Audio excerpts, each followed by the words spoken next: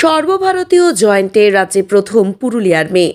ফের বাংলা সেরা পুরুলিয়া। 2 বছর আগে রাজ্যের মাধ্যমিক পরীক্ষাতে রাজ্যের সেরা হয়েছিল যে দেবদত্তা মাঝি, সেই দেবদত্তাই জয়েন্ট এন্ট্রান্স পরীক্ষা মেইন এ প্রথম সেকশনে পশ্চিমবঙ্গ থেকে প্রথম স্থান অধিকার করে নিল। তার বাড়ি পুরুলিয়া জেলার আরশা থানার জামবাদ গ্রামে। তার প্রাপ্ত পার্সেন্টাইল হল 99.99921।